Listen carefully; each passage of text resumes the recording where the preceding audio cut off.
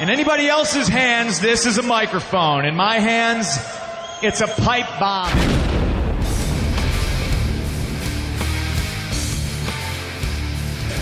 I have the balls to say things that nobody else has the balls to say.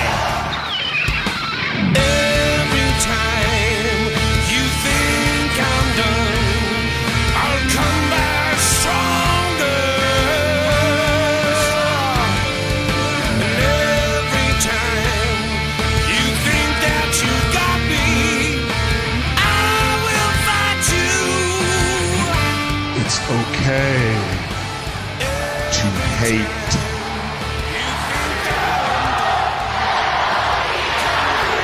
Deep down, everybody hates. You think that you've got me, I will fight you.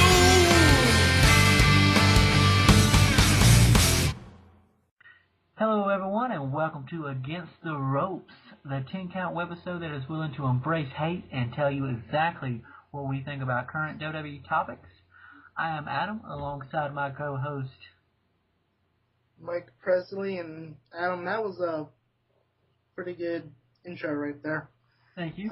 I worked on it for like 30 minutes. 45. 45 minutes. It was 45 minutes and 2 bags of Doritos. No. Well, good thing you had 2 bags of Doritos, because we have a lot to go over here. Oh, good. So,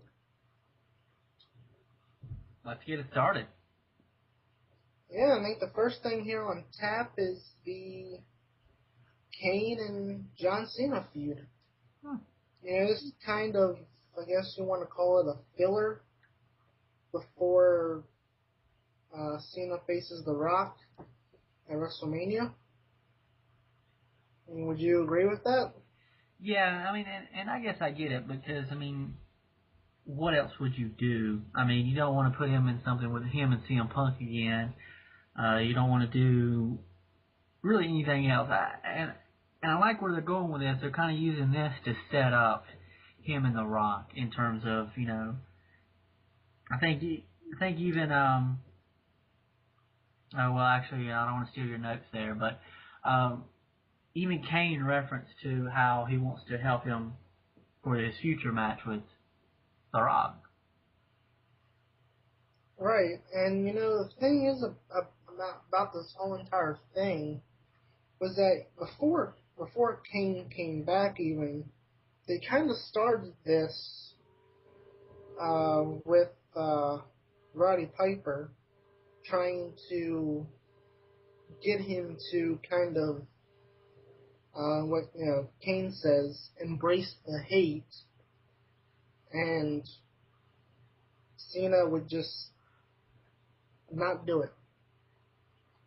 So now, Kane, can he do it? Can he make Cena embrace the hate? Which, I gotta be honest with you, at first I was, I kind of just rolled with it. But the more I think about it, it's like, I guess I'm a bit confused as to why they would want him to embrace the hate. I mean, he just kind of lets it roll off his back, and I mean, why should he let it affect him? Why should it bother him, that, because to me, I do let things bother me based on other people's opinions. So if he's not doing that, then why should they worry? Why should they care about what, haters think? Haters be hating. That's what my grandma always taught me. So why should that be such a big deal? I mean, I understand, him getting angry and him being emotional about certain things. He should be. I think he should be a little more emotional sometimes, because sometimes it seems like he gets angry, but it's not like sometimes it's over the top angry. It doesn't feel real.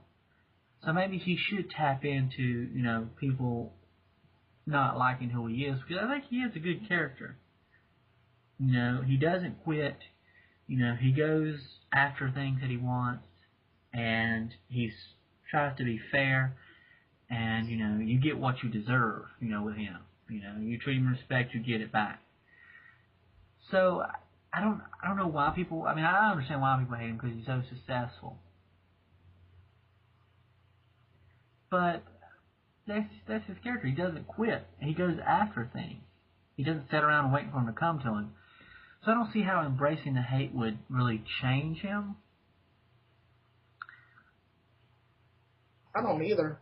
However, I do see where he does maybe need to get an edge to him. To where maybe he doesn't, he's not always happy-go-lucky. Because while that's funny, while that's great, he can be hilarious and, he can joke around. I think sometimes that gets in the way of taking him seriously. Like, I think it was like this past week when he came down after Kane's power hit and he was going to come after Eve. I think even Cena was like smiling in the ring at one point, And to me, it's like, and I forgot what he said. I don't think he had the microphone. Correct me if I'm wrong, Mike, but I don't think he had a microphone or anything. I just think he looked into the camera and said something, and it was kind of not really, it didn't come across as a serious, situation. And so I do think there's times where he could deserve to be kind of edgier, and I think maybe it would be good to see him, I don't know, not necessarily embrace the hate, but More edgier? yeah, just to see him a little edgier, Kind of like Punk can be edgy at times, but we can talk about him later in terms of his character. But Cena, I think there could be a little bit evolution in the way, because I don't want him to be like, I'm not saying he should be rude to people, because sometimes he can be, joke around and kind of like Punk does with Laurinaitis and kind of point out flaws and make jokes about them. But I think sometimes he does come across as corny, and I think that's sometimes his problem, which I get. It works for kids and stuff, but I don't know. But how do you think that's going to, I guess, we only have one more pay-per-view until WrestleMania, so I guess, how would the perfect way to end this be at Elimination Chamber? Because we know that both of them are not in the Raw Elimination Chamber match. So, yeah, a final one-on-one match? Yeah, what they've been doing is kind of like, Kane even said that he's going, actually, won't you go ahead and tell everybody what Kane said on Raw? Okay. Because I think he has his notes for you. Mm-hmm.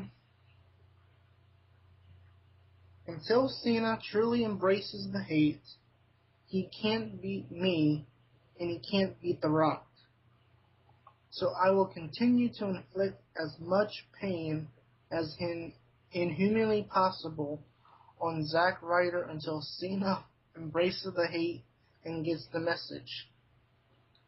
So, it kind of like, if you look at what Kane said there, it sounds like, okay, maybe, if this whole thing with The Rock wasn't happening, it sounds like it's something they could continue on.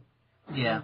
Match at WrestleMania, but then, what, you just want to stop it for like a month, just so Cena can beat The Rock or whatever, and then what happens after The Rock?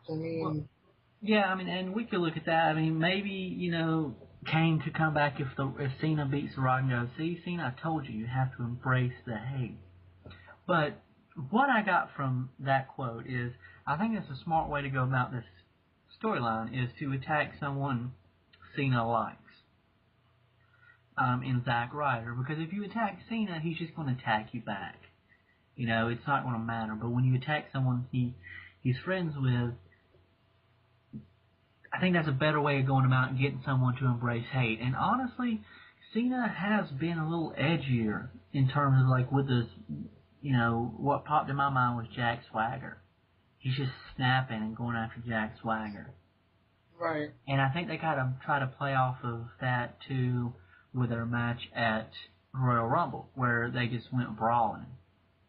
And Cena's always kind of been like that, where, you do something wrong, he'll take you out. Although I think Jack Swagger I think what they were trying to do with that is, he was pretty much taking out on someone who was innocent. I mean, Swagger, yeah, he did go against Ryder and take his title, but, who's going to turn that down anyway? Mm-hmm. Yeah, Lauren and I shouldn't have made the match, but he did. And Cena took it out on him, and I think they had a match going anyways, but before the match even started, he just attacks him, and I get that, but I don't know what Cena would do any different against The Rock by embracing hate. Because he's always had that streak in him where, he will give you the best fight he can give you. So I don't see what Kane has to gain out of it. I don't either. I mean, I guess they're kind of, trying to reestablish him as a monster again, now that he has the mask on. But that's really about the only thing they can do. Because it's not like there's a title involved here. Unless they're just, like you said, trying to create him as human, and their motivation is, well, Kane's got to justify why he's going after Zack Ryder, and so he uses the Cena excuse to embrace the hate to go after Ryder. But that really doesn't make him a monster. I mean, they should have justify it. So I don't. Trying to think here. Yeah, I don't know. Maybe attack more than just Ryder, maybe? I mean, he's already in a wheelchair. I mean, why not? I mean, Cena probably has other friends that Kane could go after. And he's always kept it to Ryder. He's never actually gone after Eve. Like actually, the music is hit and stuff, but I think someone's always kind of stopped him before it happened. Mm-hmm. And I think he could have done that. Wasn't it at the Rumble? Yep. Because Eve came down there and he could have taken her out then, but he didn't. Of course, I think Cena came out, but I don't know. Let's just end this one on what John Cena had to say on Twitter about what Kane said. And he said this on Twitter, and I quote, "Embrace? Never. Rise above. Kane is about to get a lesson in respect."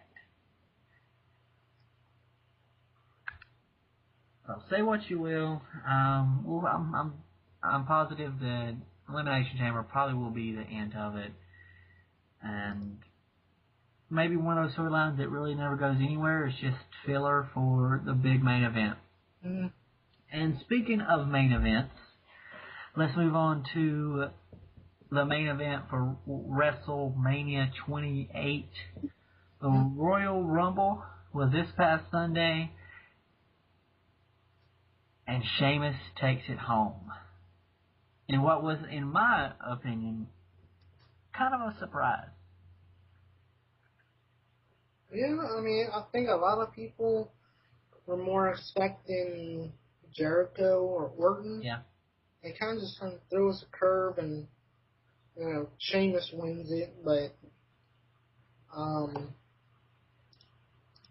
I think it's good, though, because, you look at it, Jericho, he didn't need the Rumble win compared to, say, Sheamus, who is, young and is going to be part of the next, 10, 15 years. Right. So, yeah. Trying to start building them up,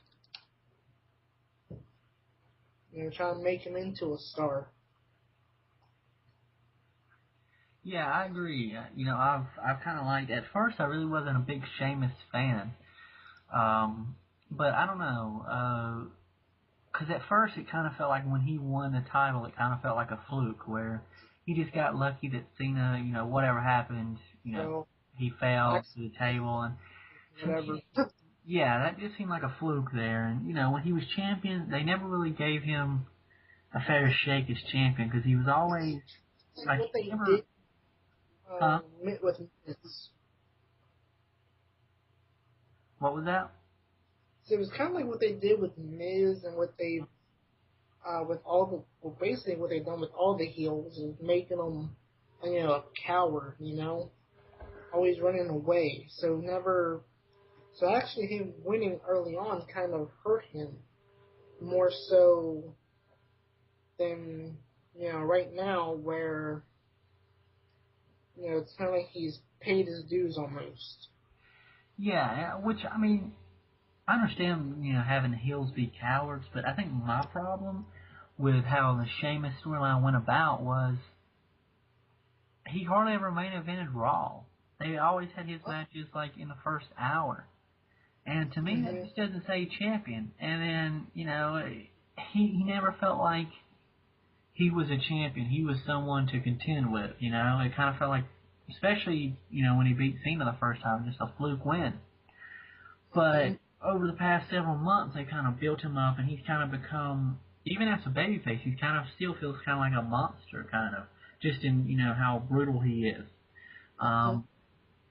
And so I'm looking forward to see where they go with this, especially him and possibly Daniel Bryan.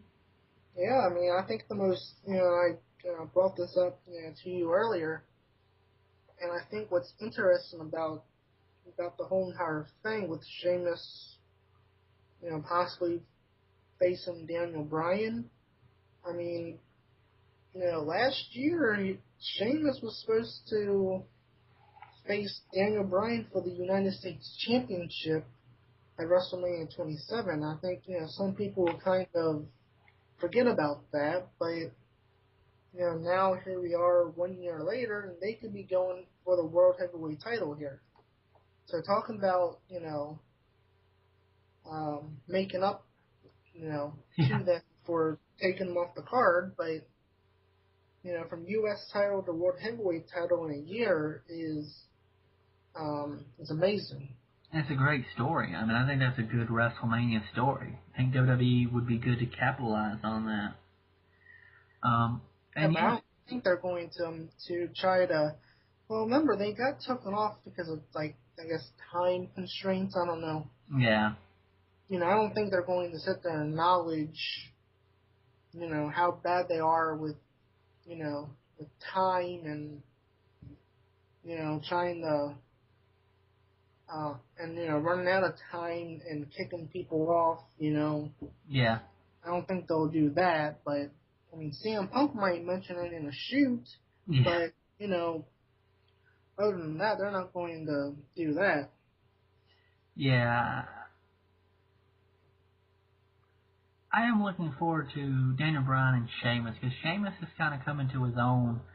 Because a lot of times when they have like a monster heel, like Sheamus first was brought in as, you kind of get like the Great Khali kind of thing, where all they do is dominate and just slam, and they don't wrestle. And I feel like Sheamus can do that. And Daniel Bryan, as we saw with him and CM Punk Monday night, which I'll be honest, I don't know, I know a good match when I see one, but I'm not like, some of these wrestlers who, they, like Bret Hart was saying, great match, but he's looking at it as a wrestler. And so there are certain things, I'm sure I don't notice it as a wrestler, they pride themselves on doing in a match. But that was a good match. You saw a lot of different things that you didn't see, that you haven't seen in a while, or that you don't see often. And that did come off as a pretty good match. And I'm looking forward to see what Daniel Bryan and Sheamus can do, and kind of how they build that up. I hope they don't go with like Daniel Bryan kind of like they've been doing, where he kind of cheats or worms his way out of something, or gets kind of lucky, or whatever you want to call it. Because I think they tried to do that at Royal Rumble, and it didn't really come across that well, with him just slipping out of Big Show's grasp. Yeah, I mean, the one thing I know is that I think Sheamus, needs to win the match, and I think the only reason why I say that is, they always emphasize before the Rumble, they show a little video package, it's all in the numbers, Yeah. And, it's kind of like a couple years ago, it was, 70% chance the winner of the Rumble, wins the title at WrestleMania. Yeah. Now it's down to 50%, which kind of doesn't put as much emphasis on winning the Rumble like it used to. Yeah. So Sheamus needs to kind of win, try to, and probably next couple years winners need to win as well to kind of get that number back up, to put more emphasis back on winning the Rumble match itself. And if that doesn't work, you know what they can do? Hmm. They can have The Undertaker win the Royal Rumble for a few years in a row. He can't lose at WrestleMania. So he wins the Royal Rumble for 2 or 3 years. That percentage going up. Going up. Nah, but yeah, I agree with that. I'd like to see Sheamus win, but I'll wait and see what the storyline is. I'll wait to see how they go about it. Right. But alright, well, you got any final thoughts on that little story there? Little storyline? No. Alrighty, well, we've mentioned both of these men before. Chris Jericho, CM Punk. What on earth could they have in common? I got a phone call. Hold on. Oh, that's great. He's got a phone call. Well, while he's answering that, let me tell you guys kind of what we're going with this. Monday night, as we talked about, CM Punk went against Daniel Bryan in what was a great match. And we had Chris Jericho interfere, which caused Daniel Bryan to win after he shoved Daniel Bryan down and then attacked CM Punk. So, and of course, you got Jericho and Punk and a few other guys in Elimination Chamber. But we're thinking maybe this, since we are on the road to WrestleMania, this is the planting of the seed for CM Punk versus Chris Jericho at WrestleMania 28. So, Michael, what do you think? Chris Jericho, CM Punk, WrestleMania 28. I think it'll be a great matchup. I think the build-up, leading up to it is going to be great, especially the promos. But I just don't get don't get how this whole entire feud here, because, go back to what Michael Cole said on Monday, there's no previous history between Jericho and Punk. I don't think they've never even faced off before. And the whole thing is based off of, CM Punk, best in the world. Chris Jericho, best in the world at what I do. And it's kind of just like, okay, you stole my slogan, now I'm going to fight you for it. Other than that, there's nothing here that kind of makes sense of why they should be having a match. Yeah, and the only way I can make Chris Jericho's return and, him saying, the world as you know it will never be the same, only way I can make that make sense is, like you said, the slogan, best in the world. And, for months now, Punk has been saying, I am the best in the world. I'm the best in the world. So with Jericho saying, the world as you know it is about to change, it just basically means, I'm coming back, and you'll no longer be the best in the world, Punk, because I am. And I'll prove it to you.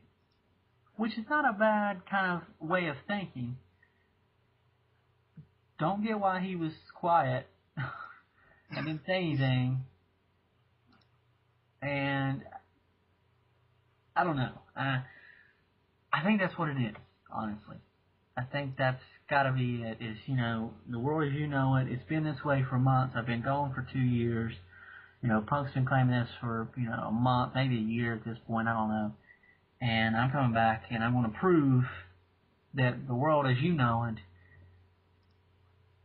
isn't as good as I say I am. I mean, that's the only thing I can come up with. And like you said, I think the build-up will be great. The match will be great. I'm interested to see where they take it. I'm interested to see where Jericho goes with it, and Punk as well. Seeing those two work off each other. Yeah. I'm intrigued. I wouldn't be surprised to see Jericho kind of just remain quiet for the next few weeks and like attack Punk and, take him out, and, Punk will go, Jericho, come out here, face him like a man, and tell me what your problem is. And Jericho kind of just ignores him until he wants to talk. But I don't know. About it too is, I know a lot of people will say, Jericho attacking Punk is going to set up that match at WrestleMania. But the thing is, though, and I think, I want to touch on this later when we get to The Undertaker, is that really he's attacking him because, sending him a message. I mean, we're only, 2 weeks? 2 weeks away from Elimination Chamber? Jericho's in the Raw Elimination Chamber match, along with Punk. So, it's not really building up for, say, WrestleMania, but he's kind of just sending a message for the Elimination Chamber pay-per-view right now. And I think that's what a lot of people are kind of overlooking right now. Yeah, I'll admit, I thought about that myself. But to be honest, it's got to be more than that. I mean, you got to realize, Punk's not the only one in that chamber. So why just attack Punk? You don't just have to attack Punk. You can pin anyone. I mean, Punk's not the only one in there. So right. If he starts taking out more people in the Elimination Chamber, I'll kind of go with you. But to me, I think this is, like I said in the intro, kind of planting the seed for WrestleMania 28. Yeah. But I thought exactly that too, and that may just be it. But I feel like there's got to be a way to explain the world as you know it's going to end. And the thing is too is like, I think like you brought up is that for that to make, I guess for what I said to make sense would be for him to attack other people. And, so why didn't he go out and attack Miz and Jericho and when they had their match, and they're both in the chamber match? You mean Miz and Kofi, or? Yeah, Miz and Kofi, yeah. Yeah, exactly. I don't know. We'll probably get our answer pretty soon, I'm thinking. Jericho, it's not like Jericho's going to go 2 or 3 weeks without talking. He'd never do that. Well, he's kind of so. I mean, except for the the little bit of what he said before the Rumble, but that's really about it. Yeah, like a sentence. Yeah, that's pretty much it. But all right, you got any final thoughts on that? The only final thoughts I will say is that this should be probably one of the possibly could steal the show at WrestleMania. Yeah, I agree. I mean, no offense to Rock and Cena, but that very well could happen. Oh yeah, I could definitely see that happening. Speaking of stealing the show, last year a match that stole the show, in my opinion. Not that it had a lot of competition. Oh, The Undertaker versus Triple H at WrestleMania 27. So it seems like on Raw, maybe they're building up to a rematch. Yep. Now last year, like I said, and like I told you, I felt that match probably what made WrestleMania 27 worth it. Between that and Cody Rhodes and Rey Mysterio was also a great match. Not taking anything from Edge and Del Rio, but those two kind of stole the show. And so this year they're going to have stiffer competition. So do you think they will go with Triple H versus The Undertaker? Or do you think what we saw on Raw was Triple H going, no, I've moved on? Yeah, I mean, I think the last part I could see, he's the COO now, so, maybe, like, I'm not an active wrestler anymore. Look somewhere else type of thing. But what I found a bit odd was last year the whole build up. Undertaker returned, and then Triple H returned and challenged the Undertaker. And what makes him, I don't think it's ever been done before, but I don't think Undertaker's actually gone out and seeked his WrestleMania opponent before. It's always been somebody else always challenging him to it. Yeah. And I guess my problem with Triple H versus The Undertaker is that Triple H kind of touched him on the shoulder, kind of just hung his head and kind of walked away, which to me said no. And I think they should go with that, because not even 5 minutes before Undertaker came out there, Triple H told Laurinaitis, the reason why I was taken out of power, why I had to step down as GM, was because I let my personal problems get in the way of doing my job. Right. And now the board of directors feel like I can handle that and I won't do that anymore. So if he takes this match with The Undertaker, happening all over again, letting personal problems get in the way of the job. Right.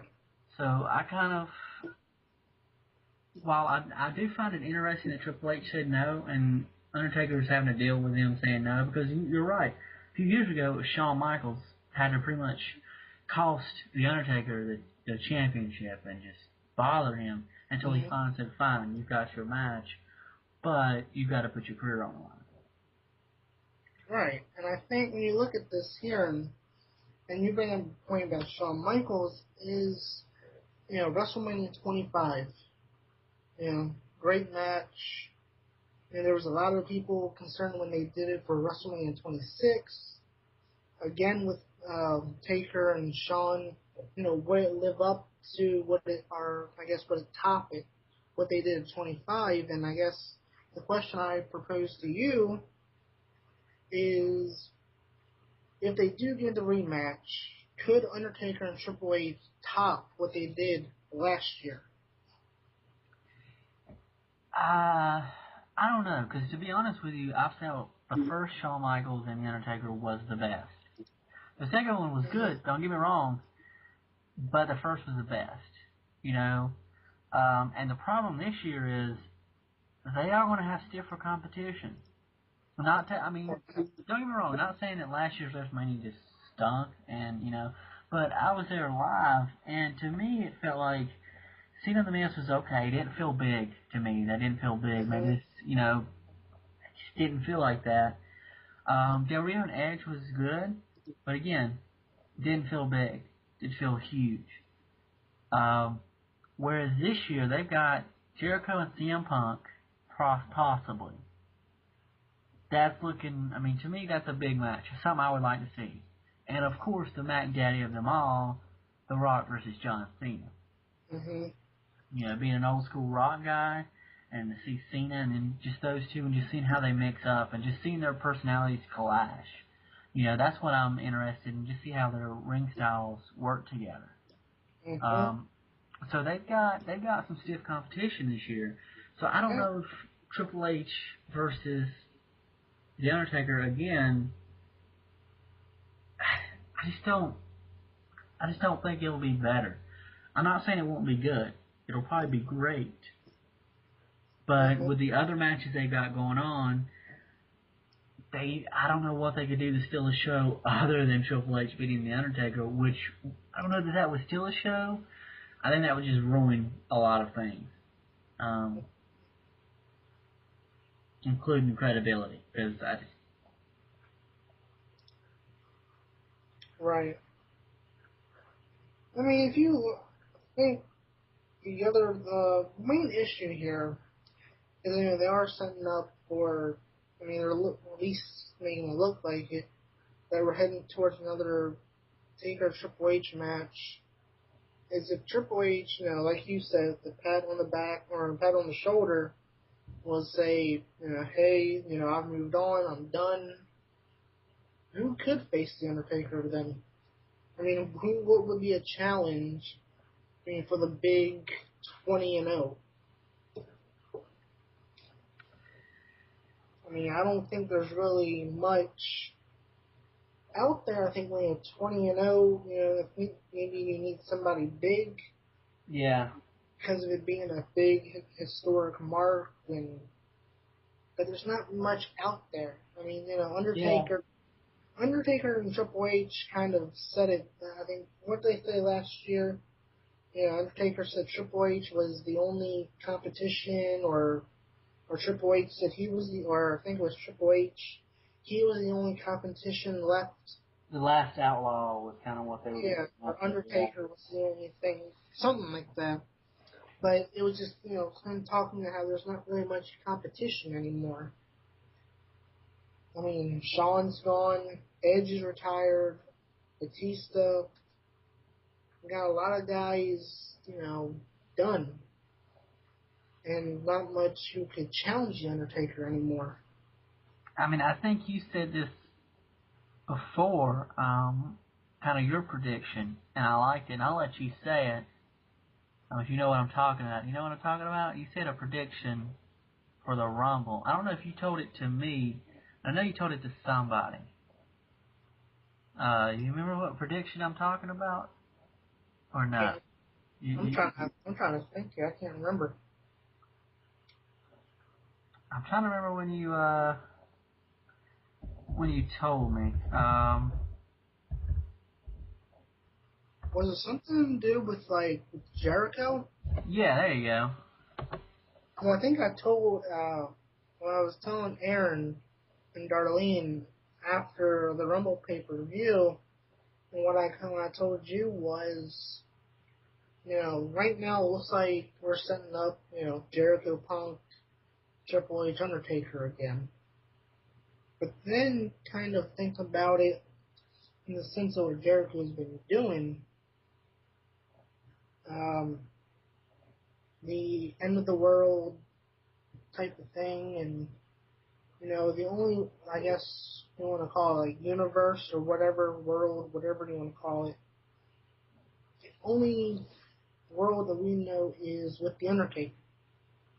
And so, end of the world, maybe end of the streak, maybe Jericho faces Undertaker instead. I mean, instead of Punk, and Punk maybe somebody else. Yeah. I mean, I think that would be a great match to see. Something that I don't ever recall seeing a match between those two, and just at WrestleMania, I mean, I think that'd be a great match. Because, to be honest, no matter who you put against The Undertaker, you know he's going to lose. Unless they ever decide to do the unthinkable and have someone win against The Undertaker. But kind of what I've always argued is if they do that, they need to do it for a reason. They need to have them win it. And they've pretty much got to make that person. That person has got to become a Rock or a Cena. I mean, you can't waste that on someone, like, say, a Bobby Lashley who leaves the WWE, Or Wade Barrett, or somebody. Well, Wade I can actually see being at least something incredible, but he's got this thing with Randy Orton right now. Yeah, I mean, something here. We know we're sending up Triple H, and it looks like they're sending it up. But would you be opposed to, say, we have Rock and Cena, we could have Jericho and Punk, Daniel Bryan, Sheamus, the possibility of the Money in the Bank match again. Yeah. Maybe opposed to maybe Undertaker taking a year off again, and maybe skipping this year's WrestleMania.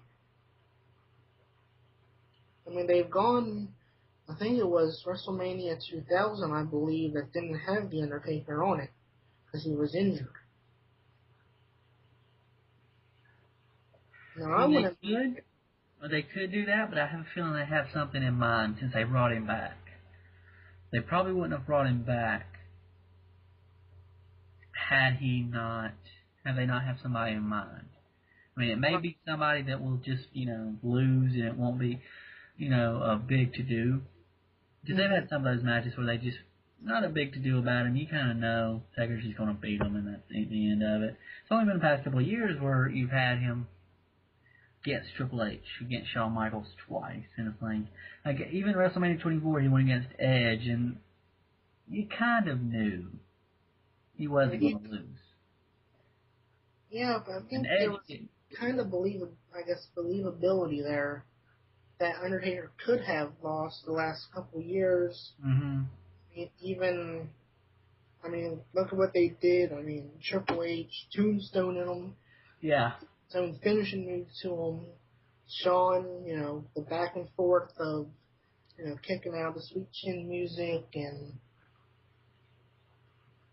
it's just, I think right now that's like the toughest thing to do. Is that right now is, everybody pretty much knows that he's going to win. Yeah. But I think their job, the creative, is to ensure some kind of believable sense where, okay, we're watching it and he could actually lose the match instead of, whatever, we know he's going to win. Yeah. I even said it before Triple H, Triple H is going to lose, no question. But watching it and seeing some of the near falls, they had you believing maybe, just maybe. And they don't have to do that for every WrestleMania. Mm-hmm. But for his 20th and 0, I think it has to be somebody big. It's got to be big, yeah. It's got to be kind of big, I think. Because if you just have a squash kind of match. What about, we know Cena's going with The Rock, so, what about giving Kane something to do? What about a third match between them at WrestleMania? Yeah, you could do that, but I feel like if you do it, maybe bring somebody back. I don't know who. Unless... Who hasn't come back yet? It seems like... only people I could think of that I think a lot of people would go crazy for would be... I think there's 4. Mm-hmm. Batista and The Undertaker. Mm-hmm. Goldberg and The Undertaker. Mm-hmm. Brock Lesnar and The Undertaker. And someone I actually would like to see, and they rumored this, I think, last year, but it obviously didn't happen, is Sting and The Undertaker. Right. Beyond that, Triple H or Chris Jericho is probably your best choice for 20-0. Next year, and Right.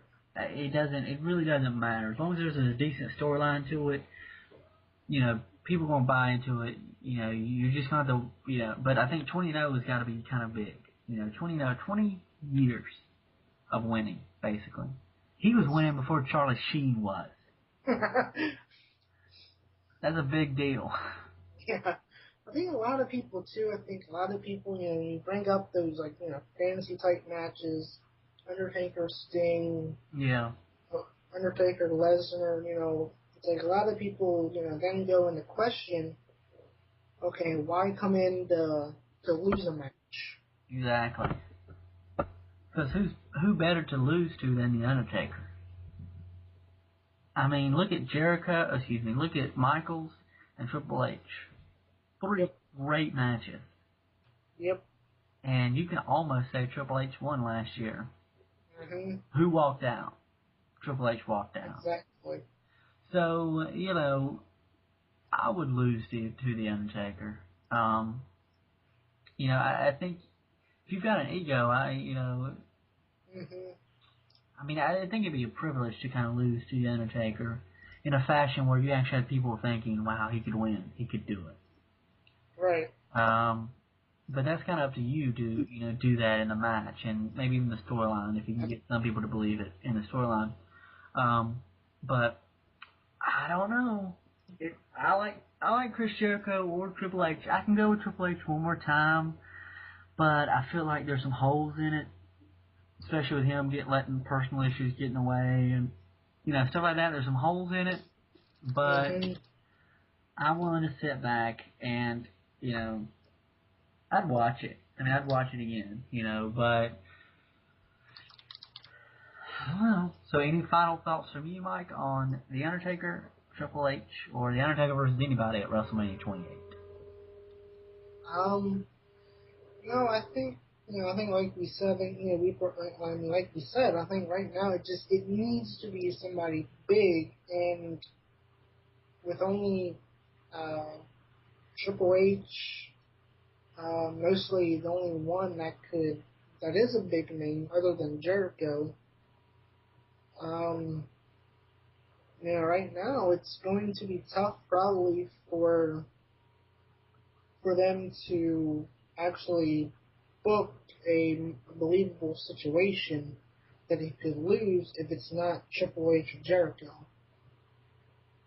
And that's going to be the main issue, not the match itself, but it's just a main issue of, okay, is it believable this guy could actually end the streak? Yeah. Alright, well, that I think ends our road to WrestleMania talk here on Against the Ropes. Not sure when our next show is or what it'll be about, but I'm sure we'll have one coming soon. We hope you enjoyed tonight's show, and I believe that is it. So thanks again for listening. I am Adam. And I am Mike. And we hope you guys have a great night.